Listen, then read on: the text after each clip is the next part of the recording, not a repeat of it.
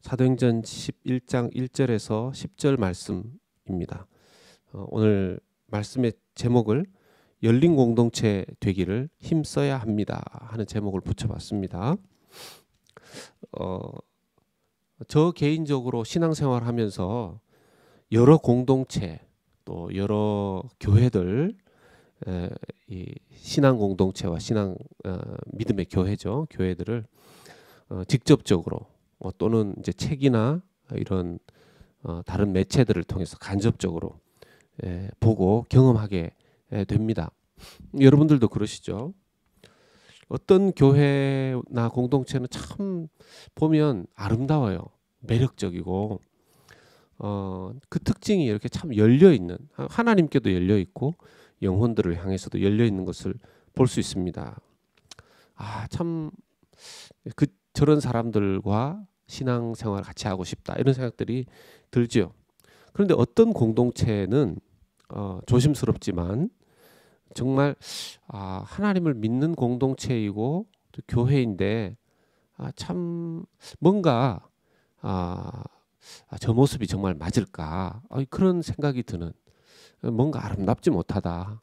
신앙 공동체의 모습, 또 교회 공동체의 모습이 저게 맞는가, 이렇게 고개가 갸우뚱거려지는 그런 곳도 있습니다. 사도행전을 계속 묵상해 가면서 이 땅에 하나님께서 이 초대교회, 이제 그 첫 교회들을 유대와 또 예루살렘과 사마리아와 땅끝까지, 즉 이렇게 이방 땅에 첫 교회들을 계속 세워가는 상황인데, 하나님께서 교회를 세우실 때 무엇에 초점을 맞추시고 무엇을 중요하게 여기셨는지 계속 사도행전을 통해서 우리가 볼 수 있습니다. 봐야 하죠. 이게 사도행전의 의도적인 기록하신 목적 중에 하나라고 할 수 있습니다. 오늘 본문에 이 사도행전 11장에 보면 지금 이제 9장 10장 이렇게 넘어오면서 자연스럽게 사도 베드로가 이방인에게 복음 전하는, 이번에 이제 그 고넬료, 이달리아 군대, 이태리 군대의 백부장 고넬료와 그 주변에 있는 사람들이 예수님의 복음을 듣고 예수님을 영접하고 거기에 이렇게 하나의 공동체가 만들어지는 과정을 보여주고 있지 않습니까? 그러는 가운데 일어난 하나의 갈등을 하나님께서 보여주시면서 하나님께서 정말 중요하게 여기시는 것이 뭔지, 적어도 교회가, 공동체가 어떤 자칫 한 가지 색깔에 고착되면 안 된다는 것을, 그리고 계속 새로운 마인드를 어떻게 가져야 하는가 하는 것을 말씀해 주십니다. 그 내용을 우리가 정리하면서 살펴보기를 원합니다. 첫 번째 볼 수 있는 건요, 소문이 참 빨리 퍼진다는 거예요. 그런데 그 소문 정확하지 않다는 거죠. 1절 말씀 봅니다. 유대에 있는 사도들과 형제들이 이방인들도 하나님의 말씀을 받았다 함을 들었더니, 소문이 벌써 이 땅이 지금 어디입니까? 욥바와 가이사랴. 이 가이사랴 같은 경우에는 이방 땅 아닙니까? 예루살렘과 거리가 좀 있어요. 그런데 유대에 있는 사도들과 형제들이 이방인들도 하나님 말씀을 받았다 하는, 특히 이 가이사랴에 있었던 일을 벌써 들은 거죠. 소문 참 빠릅니다. 그때는 뭐 지금처럼 인터넷도 또 TV도 방송도 안 됐는데 카톡도 없는데 어떻게 이렇게 빨리 소문이 퍼졌는지 모르겠습니다. 그런 걸 보면 한국 속담에 발 없는 말이 천리를 간다 그랬는데요. 정말 빨리 소문이 그까지 간 것 같습니다. 좋은 소문이든 나쁜 소문이든 이렇게 막 퍼지는데요.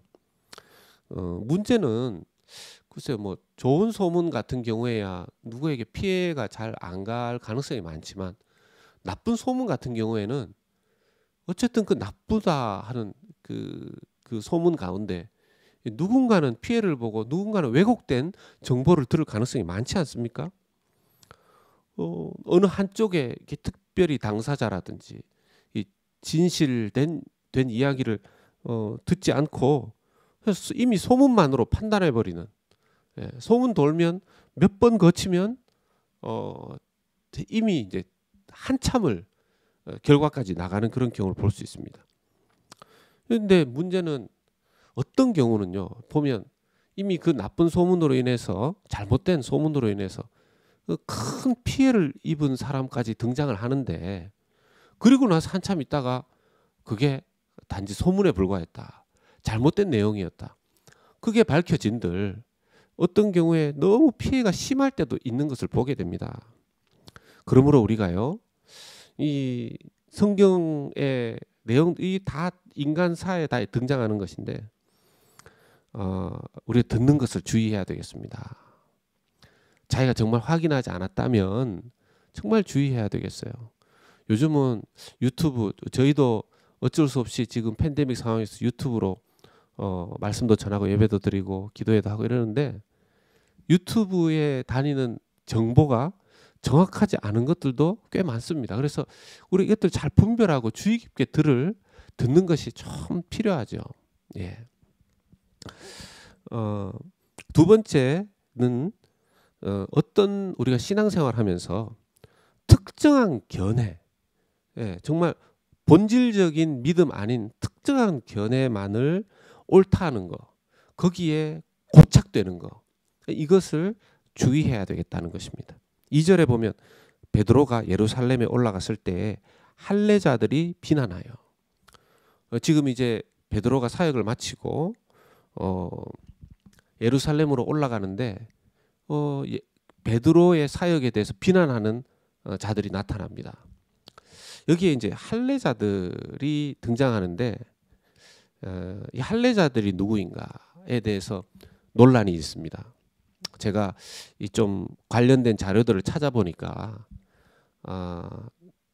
대부분의 경우에 이 할례자들이 아예 그 예수님도 안 믿는 그런 유대 할례자들인가 그렇게 보기보다는 대부분의 자료들 신학자들은 이 할례자들이 예수님을 믿는 유대인들 중에서 그러니까 이미 할례를 받은 유대인들 중에서 예수님을 믿게 된 자들이라는 겁니다. 그게 일리가 있는 것이 그렇지 않으면 베드로가 이제 4절부터 해서는 쭉 그 설명을 하지 않습니까? 자기에게 일어난 그 하나님의 계시가 자기에게 어떻게 일어났는지를 4절부터 쭉 설명하지 않습니까? 자기 기도할 때 환상을 받고 그 환상에 자기도 하나님께 이렇게 질문을 하였는데 하나님께서 자기를 계속 자기에게 계시의 말씀을 주었다. 어떤 일이 있었는가? 만약 이것이 예수님을 안 믿는 유대인들이었다면 이런 설명을 할 필요가 없었을 거라는 거죠. 그러니까 그 유대 안에 믿음의 공동체 안에 있는 사람들이기 때문에 설명을 했을 거라는 겁니다. 자, 그런데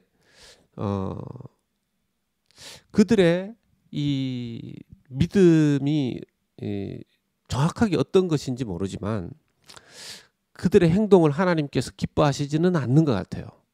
자, 왜냐하면 여러분 보십시오.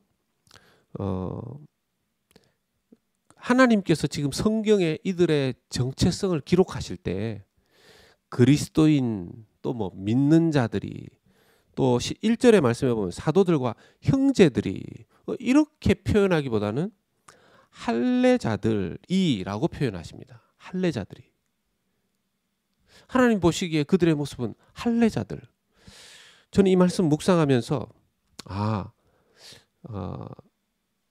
우리가 신앙 안에서 하나님 보시기에 어떤 정체성의 본질 아닌 믿음 아닌 것에 이 집착하고 고착화되고 그것이 우리의 정체성이 되면 안 되는 것을 보여주신다 하는 걸 알게 됩니다.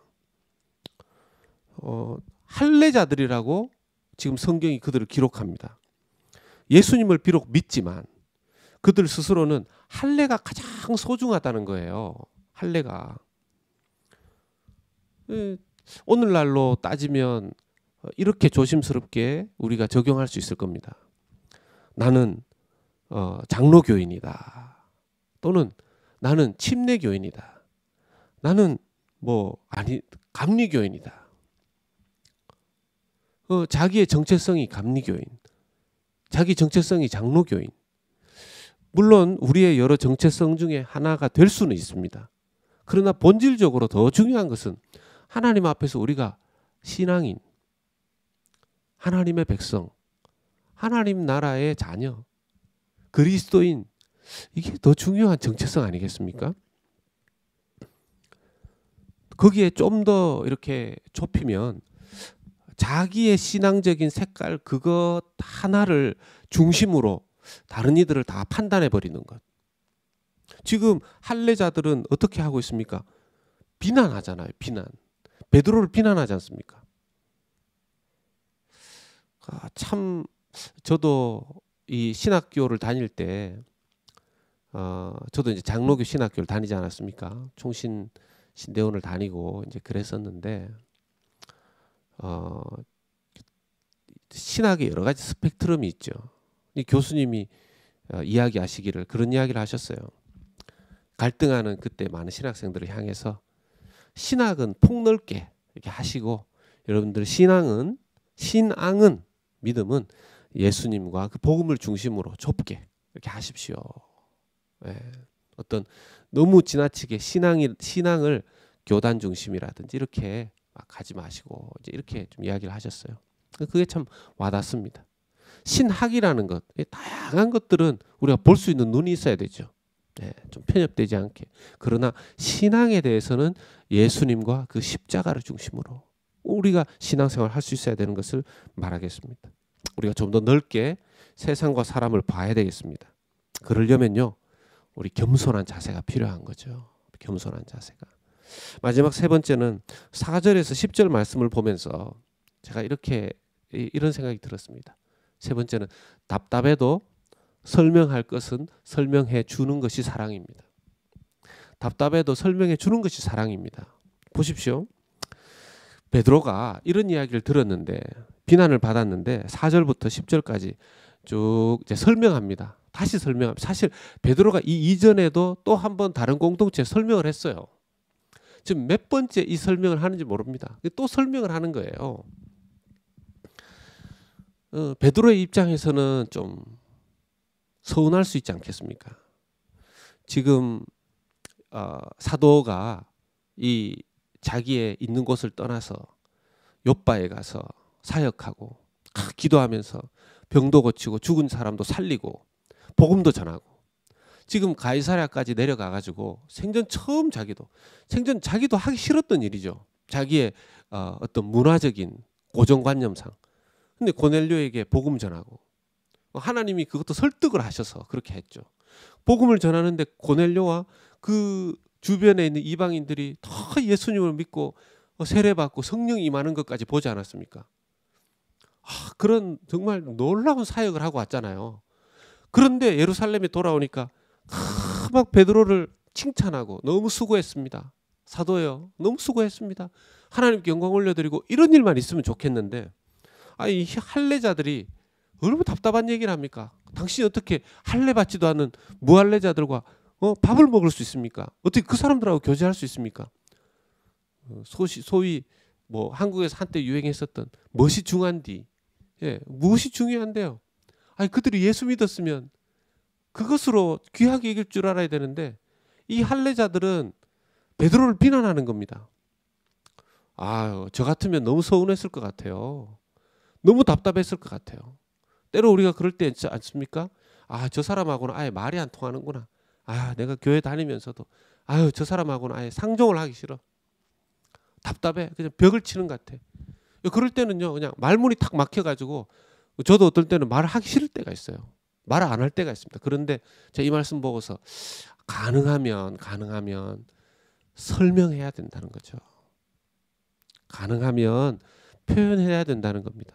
물론 저는 이 설명을 다 들어주는 이 할례자들, 할례파들, 이들도 참 귀하다는 생각이 들었는데요. 차근차근 설명하죠. 이게 베드로의 달라진 모습입니다. 베드로의 달라진 모습입니다. 성숙한 사람이 무엇이냐?